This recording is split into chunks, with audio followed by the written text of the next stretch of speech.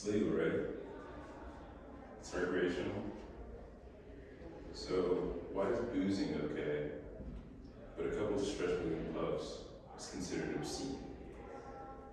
Before I knew it, I found myself in handcuffs, taken to the UCMJ to appease for my crimes. My name is Bradley Ezike, and I was discharged from the military for recreational marijuana.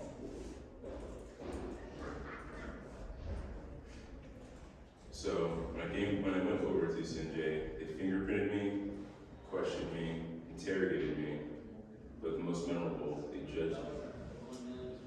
This was hurtful because what they didn't know was who I was, who I was going to be, and who I was planning to be. They didn't know that I was a hardworking father of two. They didn't know I worked double shifts on top of my obligations to the military. They only saw just the man in front of them that caused them so much distress and so much disorder because of one little mistake. But I wouldn't change a thing because from this I learned, and this was my personal experience. So don't worry, I was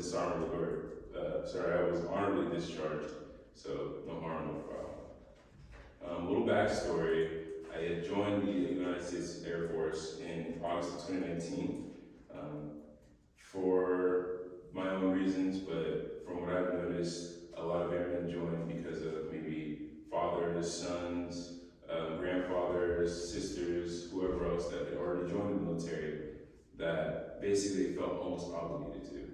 But for others like me, we joined because we didn't have a sense of purpose and we had financial crises we need to handle.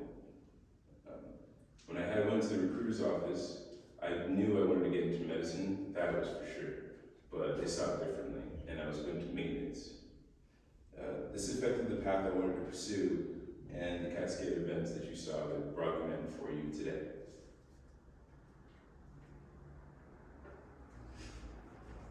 The 349th MXS had pride and nuts and bolts. I didn't fit into the mold though, because they could see that my lack of effort, but my pursuits with medicine and my pursuit for medicine outshined my obligation to maintenance.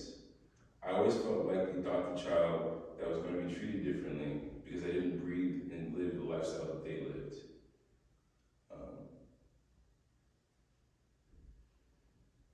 I noticed this the moment I stepped into the cockpit that they knew I was different and that I wouldn't really follow suit with the plans they had for me.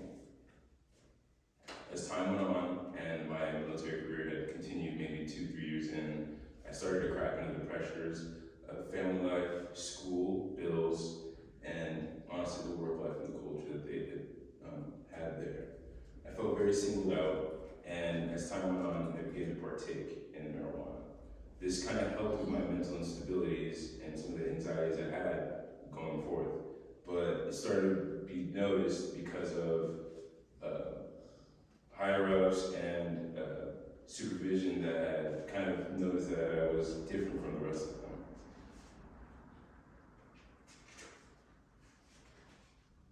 I was told by my flight chief that I'd rather have a red-blooded, hardworking American than you to work in my Air Force, and I would do everything necessary to get the paperwork to get you out of my Air Force. This is just one sample of how airmen are treated in the Air Force and by leadership, and the 1,000-mile stairs, the cliff-like environment, and just the harsh treatment between brethren. I couldn't take it anymore.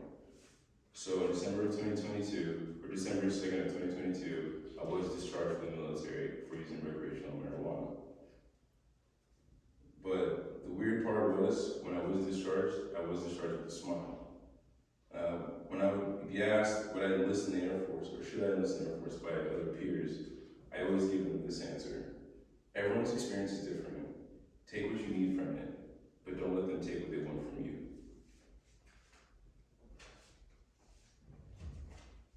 Because in the end, though I did not have the most fruitful experience, it was my personal experience. So go ahead and go out and be yours.